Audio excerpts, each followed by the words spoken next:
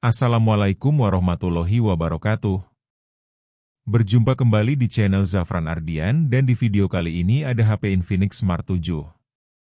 Saya akan nyalakan terlebih dahulu, dan bisa sobat lihat setelah menyala, HP ini hanya bisa menampilkan gambar seperti ini. Saya akan tunggu sampai HP-nya masuk ke menu, untuk mengetahui apakah HP ini dikunci atau tidak. Dan sekarang HP sudah menampilkan pola, berarti HP ini kondisinya terkunci. Menurut penuturan pemiliknya HP ini jatuh, dan seketika gambarnya menjadi seperti ini.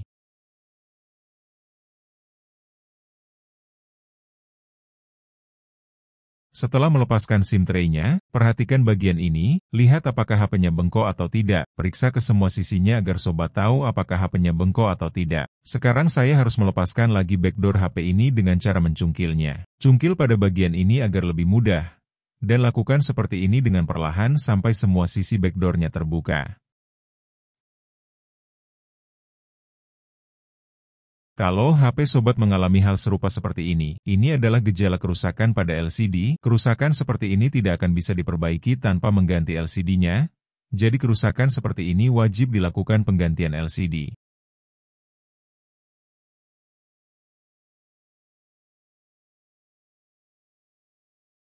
Pada tahap ini backdoor akan terasa lebih kuat, itu dikarenakan bagian sidik jari ini memiliki lem yang harus dilepaskan pula.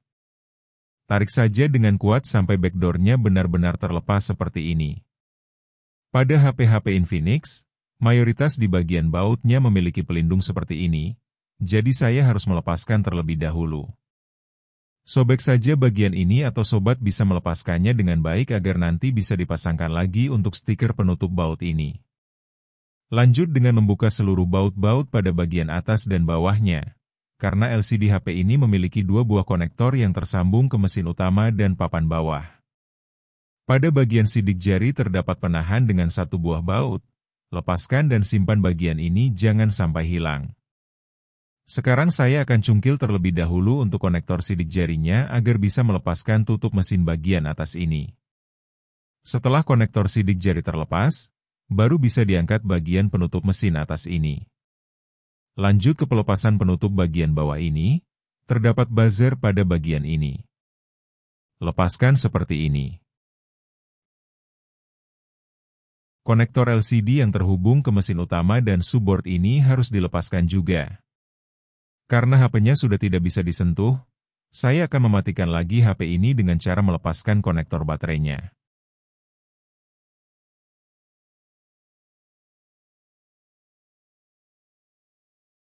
Lanjut ke proses pelepasan baterai, perhatikan bagian ini adalah lem baterainya.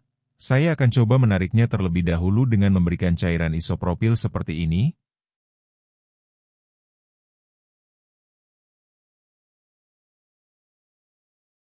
Lalu saya tarik lem ini menggunakan pinset seperti ini, tarik perlahan sampai semua bagiannya terlepas.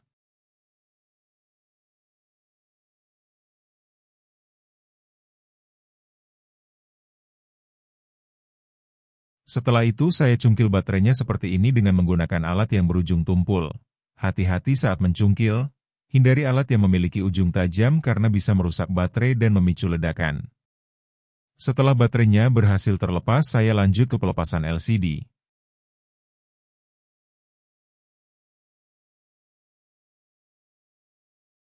Di sini LCD-nya masih merekat kuat pada frame, jadi saya berikan kembali cairan isopropil untuk membantu melunakkan lemnya.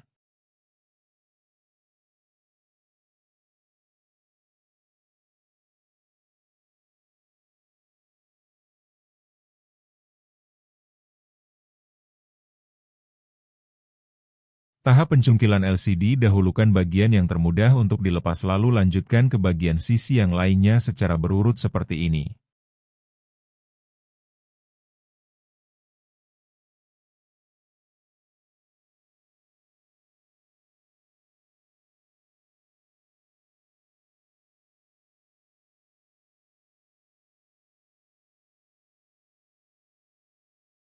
Setelah semua bagian terangkat lanjut lepaskan LCD dari framenya. Pada bagian ini kalau terasa susah seperti ini, lepaskan terlebih dahulu kabel signal di bagian board bawah agar tidak menghalangi fleksibelnya.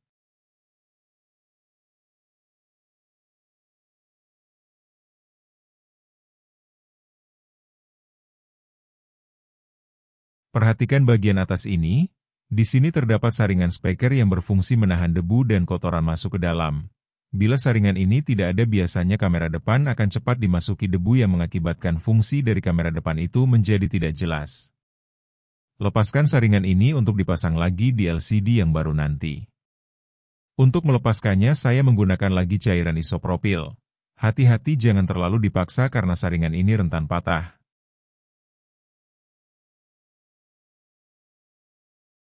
Setelah terlepas, simpan di tempat aman, karena saringan ini sering hilang dan lupa dipasang lagi setelah penggantian LCD.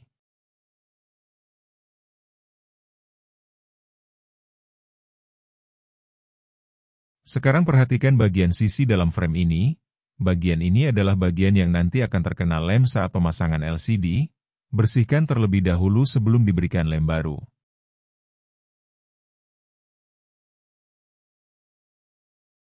Saya menggunakan pisau pembersih seperti ini untuk membersihkan bagian-bagiannya. Pastikan semua sisinya bersih dari kotoran dan sisa lem.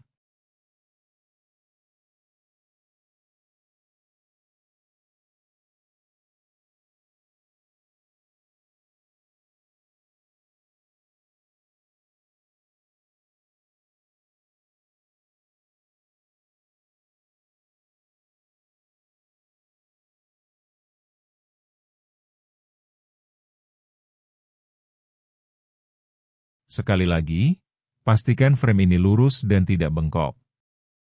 Apabila terlihat bengkok, sobat bisa mencoba meluruskannya dengan cara menekuk berlawanan arah seperti ini.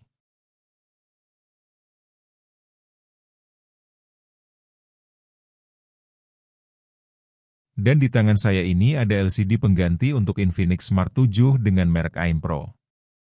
Untuk memastikan frame sudah lurus dan layak dipasangi LCD baru, saya akan coba terlebih dahulu memasangkan LCD ini ke framenya.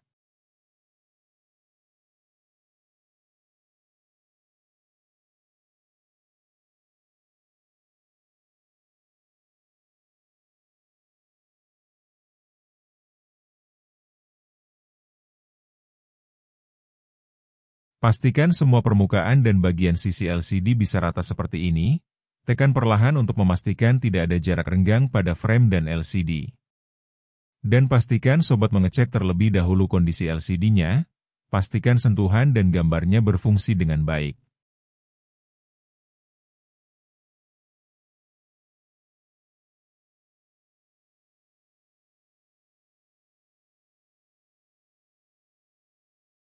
Setelah dicoba dan bisa presisi, saya lepaskan lagi LCD ini untuk melanjutkan ke proses pemberian lem. Dan sebelumnya saya akan lepaskan label dan plastik pengaman pada bagian LCD ini. Pada bagian perekat ini saya harus melepaskan plastiknya terlebih dahulu agar perekat ini bisa menempel pada bagian belakang LCD dengan baik. Tarik seperti ini dan presisikan fleksibelnya agar menempel pada bagian belakang LCD dengan baik. Setelah bagian belak bersih dari label, saya akan mendahulukan untuk memasang saringan speaker sebelum menempelkan LCD-nya.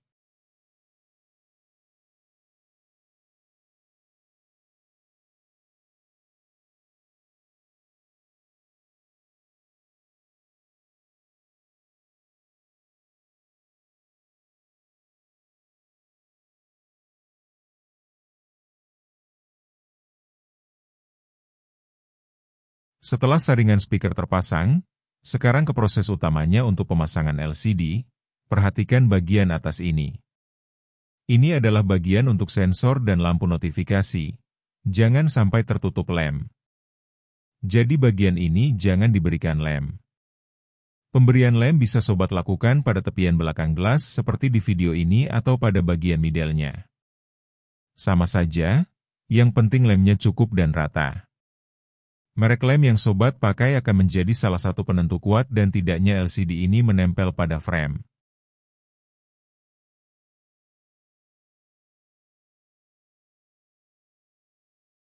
Sebelum merekatkan, pastikan kedua bidang ini bersih dari debu dan kotoran.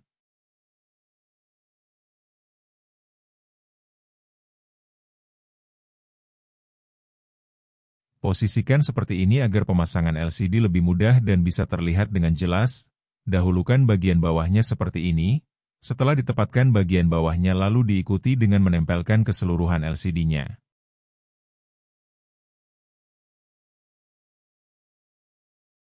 Tekan perlahan dan pastikan semua sisinya pas pada bagian sisi frame.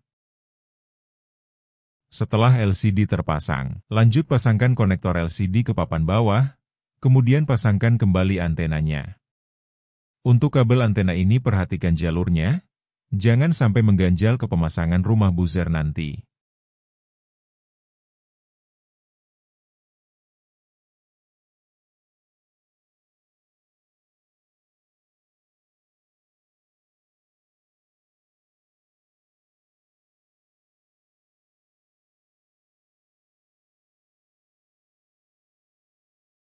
Pasangkan fleksibel LCD ke mesin utama, lalu tekuk dan rapihkan sisa bagian kabel fleksibelnya dengan rapih dan dilanjut dengan memasukkan baterai tepat di atas jalur kabel fleksibel LCD.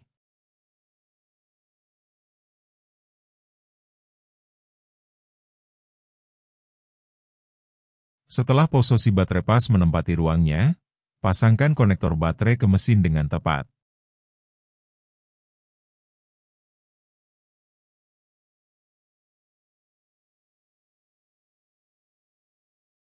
Setelah itu tinggal memasangkan tutup mesin atas ini, bisa terlihat kamera keduanya ikut menempel. Saya akan pasangkan saja dengan tepat sampai bagian pentup ini terpasang dan kamera keduanya pun harus menempel lagi ke tempatnya. Saya pasang terlebih dahulu satu baut agar penutup ini tidak lepas. Dan selanjutnya akan saya berikan isolasi seperti ini pada bagian depan LCD yang berfungsi merekatkan LCD ke frame agar proses pengelemannya maksimal dan kuat. Berikan beberapa bagian isolasi pada bagian-bagian yang dirasa renggang atau kurang rapat.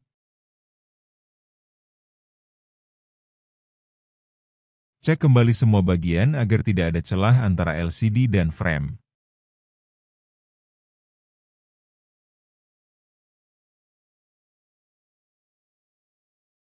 Sekarang akan saya tekan tombol power ini untuk menyalakan HP-nya. Tunggu proses booting selesai.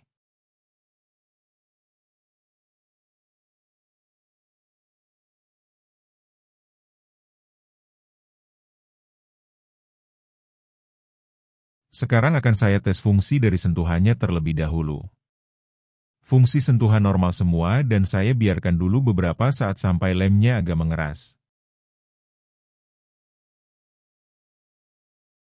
Jangan sampai terlewat sebelum dibaut dan ditutup backdoor. Saya akan cek dulu untuk proses pengecasannya, dan HP-nya bisa ngecas dengan normal. Saya pasangkan kembali untuk konektor sidik jari dan menutupnya dengan penahannya menggunakan baut. Pasangkan kembali keseluruhan baut, jangan sampai ada yang terlewat. Lalu lepaskan isolasi yang tadi dipasang untuk membantu memperkuat proses pengeleman.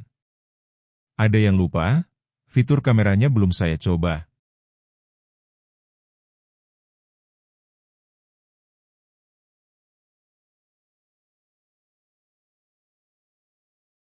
Oke, fungsi kamera berjalan baik. Sekarang saya akan pasangkan backdoor-nya. Sebelum pemasangan pastikan pada area kamera belakang sudah dibersihkan dari debu dan kotoran.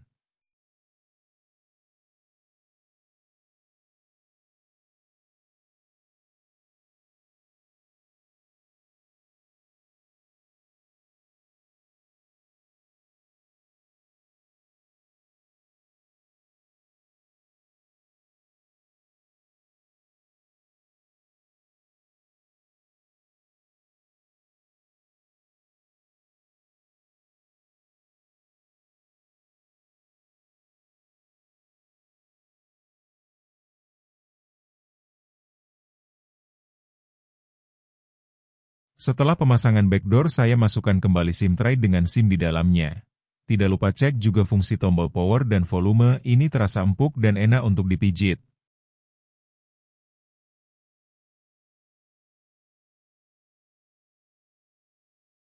Sekarang di LCD ini sudah terpasang tempered glass yang berfungsi untuk menjaga LCD dari benturan-benturan kecil supaya tidak mudah retak. Karena LCD ini termasuk KW, jadi kekuatannya tidak akan sama dengan LCD bawaan Infinix Smart 7.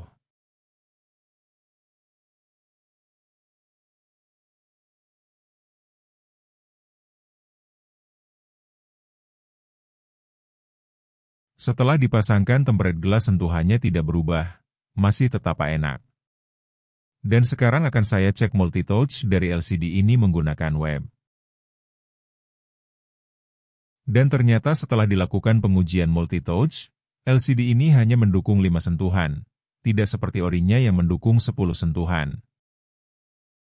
Dengan pengecekan multitouch barusan, selesai sudah semua proses penggantian LCD di HP ini.